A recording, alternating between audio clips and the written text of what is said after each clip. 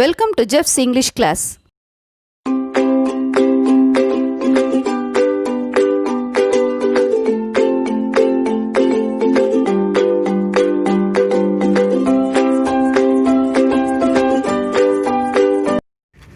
Unit 3, Lesson 3, in celebration of being alive.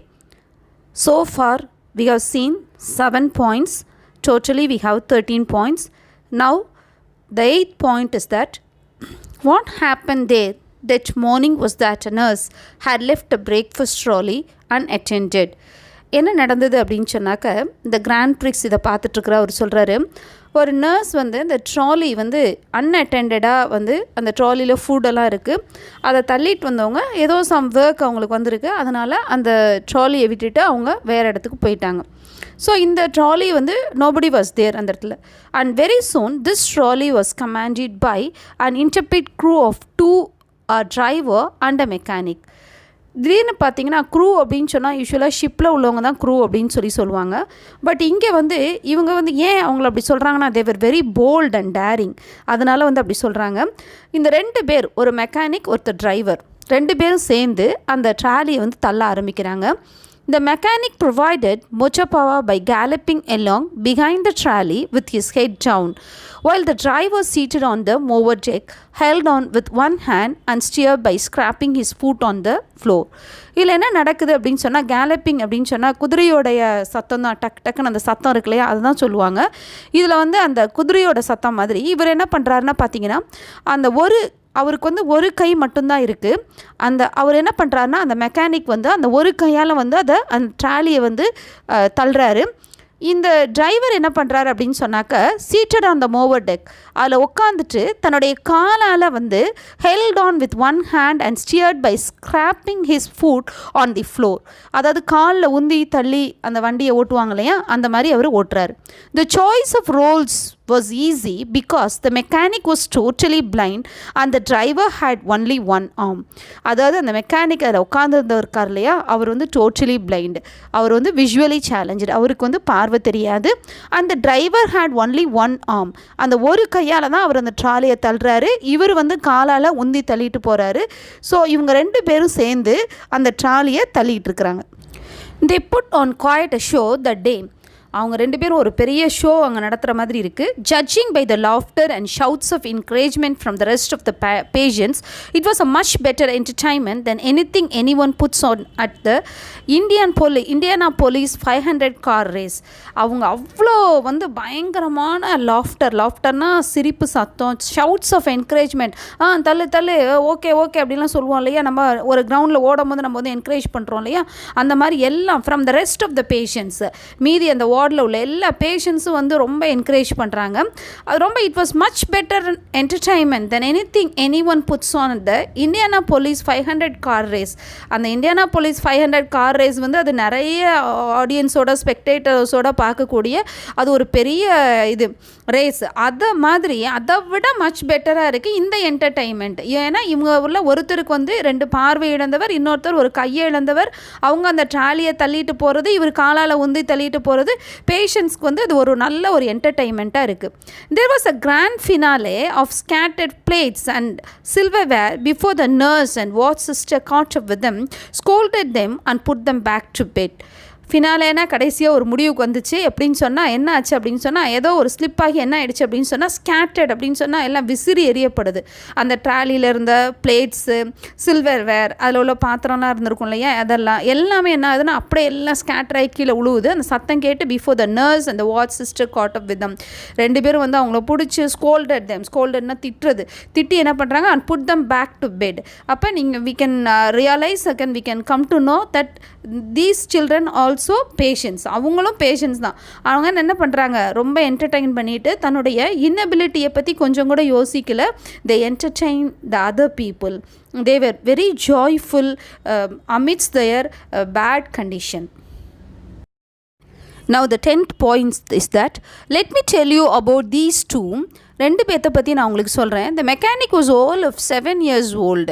அந்த mechanic இருந்தார் இல்லையா, அவருக்கு வந்து 7 வயது.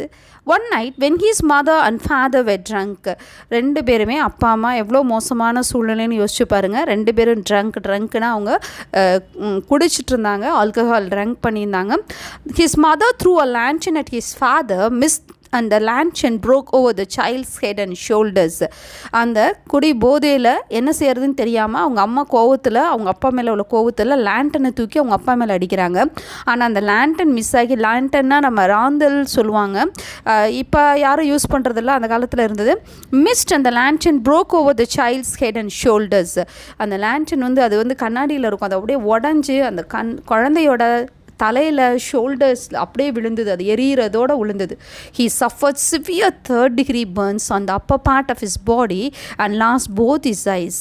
அவ்வளோ கொடூரம் பார்த்துக்கங்க. 3rd degree burns அப்படின்னு சொன்னாக்க ரொம்ப காயம் குணப்படுத்த முடியறதுக்கு ரொம்ப கஷ்டமான ஒரு விஷயம். பேர்ன்ஸ்னால் அந்த தீக்காயங்கள், 3rd degree தீக்காயங்களாக இருந்தது. And upper part of his body, அதாவது கழுத்துக்கு மேலே and lost both his eyes. பாவம், அந்த குழந்தை தன்னுடைய 2 கண்களை இழந்தது இந்த அப்பா அம்மாவுடைய தவறான பழக்கத்தினால. At the time of the grand prix he was a walking horror. அந்த கிராண்ட் பிரிக்ஸ் அவங்க நடத்தினது அந்த கிராண்ட் பிரிக்ஸ் அப்படின்றாரு. With a disfigured face and long flap of skin hanging from the side of his neck to his body. அதாவது அவன் அந்த வண்டியை தள்ளிட்டு, அந்த 2 பேரும் அந்த ட்ராலியில் உட்காந்துட்டு ஒருத்தர் ட்ரைவ் பண்ண வண்டியை தள்ளுறாங்க இல்லையா, அப்போ அதை பார்த்தோன்னே வாக்கிங் ஹாரர், அப்படியே பார்க்க கர்ண கொடூரமாக அப்படின்னு சொல்கிறாங்க இல்லையா, அந்த மாதிரி வித் அ டிஸ்பிகர்ட் ஃபேஸ், முற்றும் உருக்குலைந்த அந்த முகம், and long flap of skin hanging from the side of his neck to his body. அதாவது என்னன்னு சொன்னாக்க அந்த தோல் வந்து அப்படியே தொங்கிட்டு இருக்கு, அந்த நெக்கோட அந்த பாடியோடு சேர்ந்து தொங்கிட்டு இருக்கு. இதை பார்க்கவே வந்து கொடூரமாக இருக்குது, பார்க்க பயமாக இருக்குது. ஆனால் அந்த பையன் சந்தோஷமாக இருக்கிறான். As the wound healed round his neck, his lower jaw became gripped in a mass of fibrous tissue. நம்ம இந்த ரூட்ஸில் சொல்லுவோம் இல்லையா, டேப் ரூட், ஃபைப்ரஸ் ரூட் அப்படின்னு சொல்லிட்டு, சல்லி வேர்கள் அப்படின்னு போல் இல்லையா, அந்த மாதிரி அவனுடைய வூண்ட் வந்து ஹீல்டு அரவுண்ட் இஸ் நெக்கை சுற்றின வந்து எல்லாமே காயம் ஆறிடுச்சு. ஆனால் அந்த லோவர் ஜா, கீழ்த்தாடையானது became gripped in a mass of fibrous tissue. அப்படியே வந்து நரம்புகள் மாதிரி ஓடப்பட்டு அப்படியே அந்த மாதிரி ரொம்ப பார்க்குறதுக்கே கண்களுக்கு பார்க்க முடியாத அளவுக்கு, சகிக்க முடியாத அளவுக்கு அவனுடைய முகம் இருக்குது. The only way this little boy could open his mouth was to raise his head. அவன் வாயை திறக்கணும் அப்படின்னு சொன்னால் அவன் வந்து வாயை மட்டும் திறக்க முடியாது, அவன் வந்து அந்த தலையே உயர்த்தினா தான் அவன் வாயை திறக்க முடியும். அப்படி அந்த ஜாவும் அந்த நெக்கும் அப்படியே வந்து க்ளோஸ் ஆகிடுச்சு. When he stopped by to see him after the race, he said, "You know, we won." And he was laughing.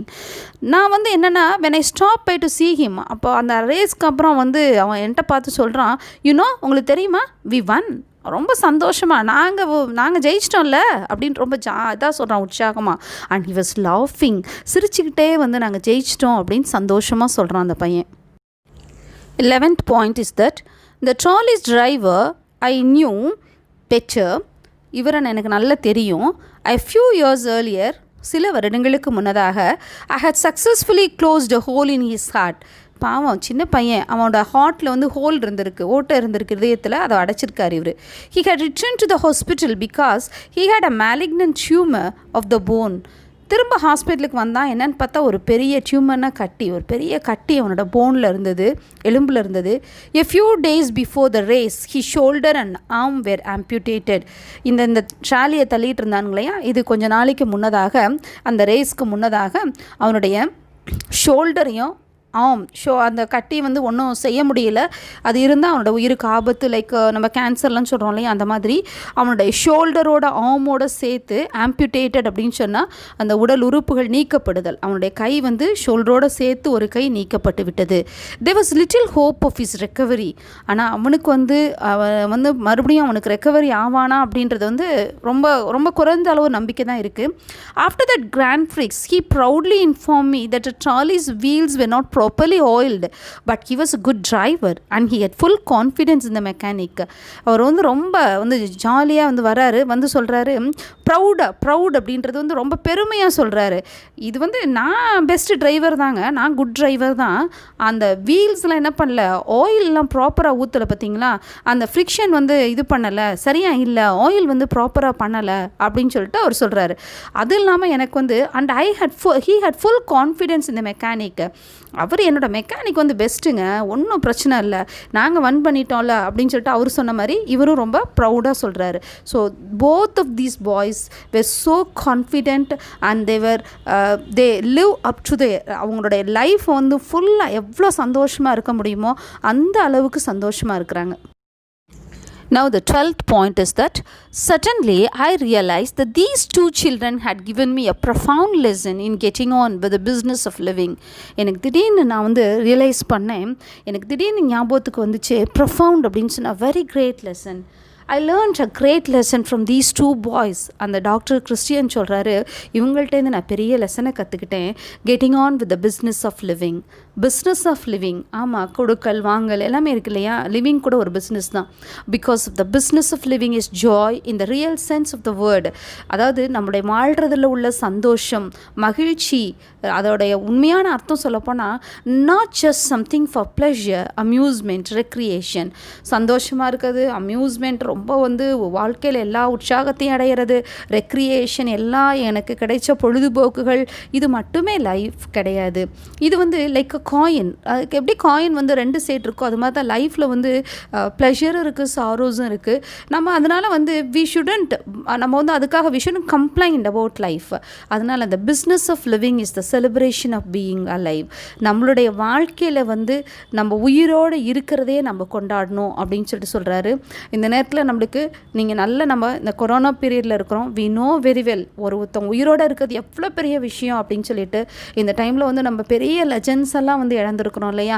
அண்மையில் வந்து மறைந்த நம்முடைய பெரிய legend, the great singer, the legend music வேர்ல்டில் எஸ்பிபி சார், அவெல்லாம் எவ்வளோ பெரிய லெஜெண்ட். ஒரு கொரோனா காரணமாக அதில் ஏற்பட்ட தொற்று குணமாகியும் அவரால் வந்து அதோடைய என்ன ஆச்சு அப்படின்னு சொன்னாக்க, அவருடைய நுரையீரல் பாதிக்கப்பட்டதன் காரணமாக அவர் வந்து இறந்து போனார். எவ்வளோ பெரிய லெஜெண்ட் அவர். அந்த மாதிரிலாம் ஒரு லெஜெண்டை நம்ம இழந்திருக்கிறோம் இல்லையா.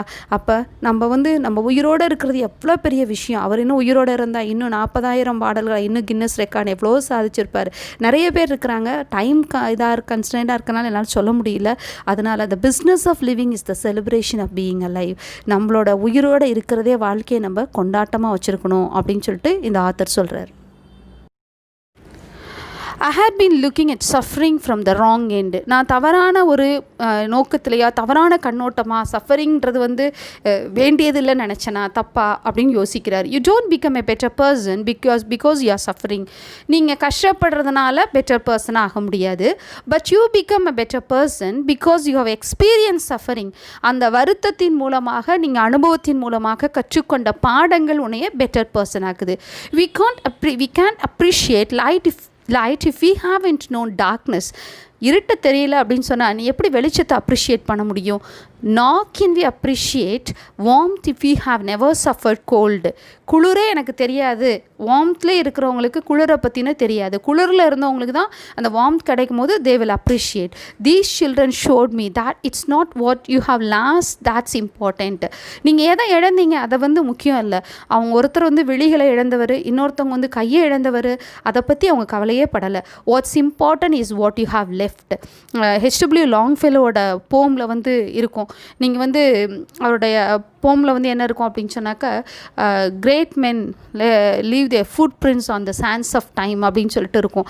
அப்போ வந்து அந்த போமில் வந்து இருக்கும்போது நம்மளுடைய காலம் என்னும் மணற்பரப்பில் தன்னுடைய காலடி சுவடுகளை அவர்கள் விட்டு சென்றுள்ளார்கள் அப்படின்னு சொல்லிட்டு வரும்.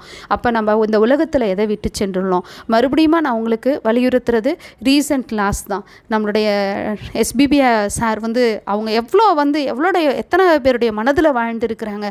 அவர் பாட்டால் மட்டும் பெருமை இல்லை, அவருடைய மனிதாபிமான மிக்க பண்பு, யாரையும் புண்படுத்தாத குணங்கள். இதே மாதிரி இன்னும் நம்ம கிரேட் லெஜண்ட் சொல்லணும்னு சொன்னால் நம்ம டாக்டர் ஏபிஜே அப்துல் கலாம் ஐயா, அவங்க எவ்வளோ தன்னுடைய ஃபுட் ஃபுட் பிரிண்ட்ஸை வந்து விட்டு சென்றிருக்கிறாங்க. எவ்வளோ எளிமையான மனிதர். அந்த மாதிரியான மனிதர்கள் அந்த மாதிரியான மனிதர்கள் நம்மளோட வாழ்க்கையில் எக்ஸாம்பிளாக எடுத்துக்கணும். அதனால் நம்ம வந்து வாழ்க்கையில் எதை இழந்தோன்னு இல்லை, நம்ம போகும் பொழுது எதை விட்டு சென்றுள்ளோம்.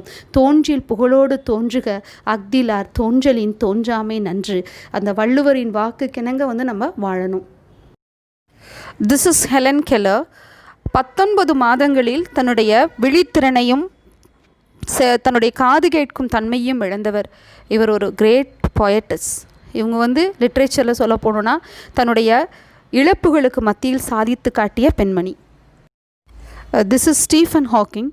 இவர் வந்து ஒரு எவ்வளோ ஃபிசிக்கல் டிஃபார்மிட்டிக்கு இடையிலையும் பிளாக் ஹோல்ன்ற தியரியை வந்து உலகத்துக்கு கொடுத்தவர் இவர் வந்து the eminent scientist. This is Sudha Chandran, a classical dancer. இவங்களுடைய லெக்ஸை இழந்துட்டாங்க, இருந்தாலும் வந்து இவங்க தன்னுடைய செயற்கை காலுடன் நடனமாடி உலகத்தில் புகழோடு விளங்கக்கூடியவர்கள். This is Mariyappan. இவர் பேரா ஒலிம்பிக்கில் ஹை ஜம்பில் வந்து சாதித்து காட்டியிருக்கிறாரு. தன்னுடைய கால்களை ஒரு ஆக்சிடெண்ட்டில் இழந்தவர். அதனால் வந்து இந்த பாதிப்புகள் நான் உங்களுக்கு வந்து ஹெலன் கெல்லர் ஒரு லிட்ரரி ஃபிகர், அவங்க வந்து ஸ்டீஃபன் ஹாக்கிங் அவர் வந்து ஒரு சயின்டிஸ்ட், சுதா சந்திரன் வந்து உங்களுக்கு ஒரு கிளாசிக்கல் டான்சர், இந்த ஸ்போர்ட்ஸில் ஒரு person. There are many people. ஆனால் நான் வந்து ஒரு பர்டிகுலராக ஒரு 4 பேரை சொல்லியிருக்கேன். நிறைய சொல்லிகிட்டே போகலாம், but we don't have time. இவங்கெல்லாம் வந்து தன்னுடைய இழப்புகளுக்கு மத்தியில் சாதித்து காட்டியவர்கள். இதை வந்து நீங்கள் எக்ஸாம்பிளாக எடுத்துக்கணும். Dear children, I would like to sing a song. இந்த சாங் வந்து இந்த லெசனுக்கு ரொம்ப ஆப்டாக இருக்கும். I'm not a good singer. Let me sing. When upon life's billows you are tempest-tossed, when you are discouraged thinking all is lost, count your many blessings, name them one by one, and it will surprise you what the Lord has done. Yes, dear children, நம்முடைய லைஃப்பில் நம்ம எல்லாத்தையும் இழந்துட்டோம், எல்லாமே இல்லை, discourage ஆகி இருக்கும்போது எல்லாம் இழந்தது அப்படிங்கும்போது கடவுள் உனக்கு செய்த எல்லா நன்மைகளையும் நினைத்துப்பார். அது உன்னைய சர்ப்ரைஸ்க்கு கொண்டு போகும். லாஸ்ட் இயர் வந்து ரோட் டு சக்ஸஸ் அப்படின்ற ஒரு லெசனில் இருந்தது. நான் வந்து I complained against God that I had no shoes until I saw a man who had no feet. நம்ம கொடுத்த ஆசீர்வாதங்களை எண்ணி பார்க்கணும். அதுதான் இந்த லெசனுடைய முக்கியமான கருத்து. In celebration of being alive. Thank you one and all.